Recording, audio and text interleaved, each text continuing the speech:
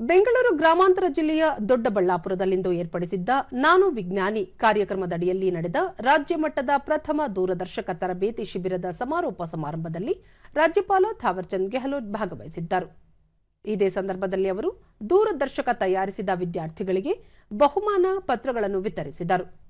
ಈ ವೇಳೆ ಕರ್ನಾಟಕ ಹೈಕೋರ್ಟ್ನ ನಿವೃತ್ತ ನ್ಯಾಯಮೂರ್ತಿ ನಾಗಮೋಹನ್ ದಾಸ್, ಇಸ್ರೋದ ನಿವೃತ್ತ ಅಧ್ಯಕ್ಷ ಡಾ ಎಎಸ್ ಕಿರಣ್ ಕುಮಾರ್, ಶಾಸಕ Dheeraj Muniraju, Karnataka scout and guide ಸಂಸ್ಥೆಯ ಆಯುಕ್ತ ಪಿಆರ್ ಸಿಂಧ್ಯಾ, ಕರ್ನಾಟಕ ರಾಜ್ಯ ವಿಜ್ಞಾನ ಪರಿಷತ್ ಅಧ್ಯಕ್ಷ ಹುಲಿಕಲ್ ನಟರಾಜ್ ಮತ್ತಿತರರು ಉಪಸ್ಥಿತರಿದ್ದರು.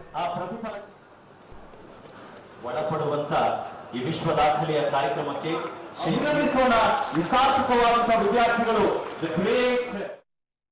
ಬಳಿಕ ಥಾವರ್ಚಂದ್ ಗೆಹ್ಲೋಟ್ ಭಾರತದ ಜ್ಞಾನ ಮತ್ತು ವಿಜ್ಞಾನವು ತಾಂತ್ರಿಕ ಪ್ರಗತಿಯ ಜೊತೆಗೆ ವಸುದೈವ ಕುಟುಂಬಕಂ ಎಂಬ ಮನೋಭಾವದಿಂದ ಮಾನವ ಕಲ್ಯಾಣಕ್ಕಾಗಿ ಶ್ರಮಿಸುತ್ತಿದೆ.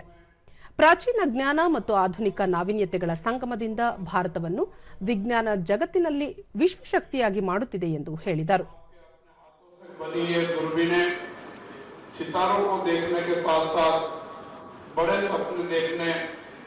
और उन तक पहुंचने के लिए कड़ी मेहनत करने का प्रतीक भी है.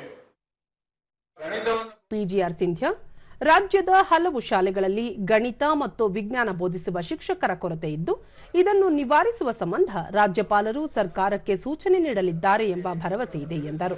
ನಾನು ನಂಬಿದ್ದೇನೆ, ಈ ಕಾರ್ಯಕ್ರಮ ಕರ್ನಾಟಕದ ಇತಿಹಾಸದಲ್ಲಿ ಒಂದು ದಾಖಲೆಯನ್ನು ಬರೆದಿದೆ, ವಿಶ್ವ ದಾಖಲೆಯನ್ನು ಬರೆದಿರತಕ್ಕಂಥದ್ದು.